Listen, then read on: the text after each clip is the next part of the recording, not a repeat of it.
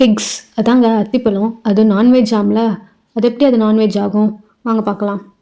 Mostly எல்லா பிளான்ட்ஸ்லேயும் pollination நடக்கிற மாதிரி தான் அத்திப்பழத்துலேயும் பாலினேஷன் நடக்கும். அந்த பாலினேஷன் ப்ராசஸில் தான் அத்திப்பழம் நான்வெஜ்ஜாக மாறுது. அது எப்படின்னா பாலினேஷன் ப்ராசஸ் அப்போ ஃபீமேல் வாஸ்ப் வந்து அத்திப்பழத்துக்குள்ளே என்ட்ரு ஆகும்போது தன்னோட விங்ஸை லாஸ் பண்ணிடும்.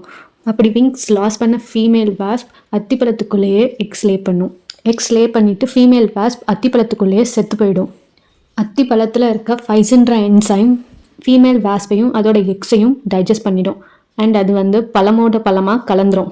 அண்ட் இந்த அத்திப்பழம் நம்ம கைக்கு கிடைக்கும் போது சம்டைம்ஸ் நம்ம அதோட பார்ட்ஸை பார்க்க முடியும். இப்போ நான் உங்களுக்கு ஒரு குட் நியூஸ் சொல்ல போகிறேன். எல்லா ஃபிக்ஸ்லேயும் இந்த மாதிரி பாலினேஷன் நடக்காது. ஃபார் எக்ஸாம்பிள் இந்தியன் ஃபிக்ஸில் பார்த்தினோகார்பி தான் மோஸ்ட்லி நடக்கும். பார்த்தினோகார்பினா பாலினேஷன் ஆர் ஃபெர்டிலைசேஷன் இல்லாமையே ஃப்ரூட்ஸ் ப்ரொடியூஸ் ஆகிறது தான் பார்த்தினோகார்பி. இப்போ இமேஜில் காமிக்கிறது டர்க்கிஷ் ஃபிக்ஸ். டர்க்கிஷ் ஃபிக்ஸில் இந்த மாதிரி தான் வாஸ்ப் மூலிமா பாலினேஷன் நடக்கும். அதனால தான் சில strict vegetarians and Jain community பீப்புள்ஸ்லாம் ஃபிக்ஸ் சாப்பிட மாட்டாங்க. உங்களுக்கு ஃபிக்ஸ் பிடிக்குமா பிடிக்காதா கமெண்ட் பண்ணுங்கள். இந்த கண்டென்ட் உங்களுக்கு பிடிச்சிருந்தா லைக், ஷேர், சப்ஸ்கிரைப் பண்ணுங்கள் அண்ட் மறக்காமல் கமெண்ட் பண்ணிவிடுங்க. பாய்.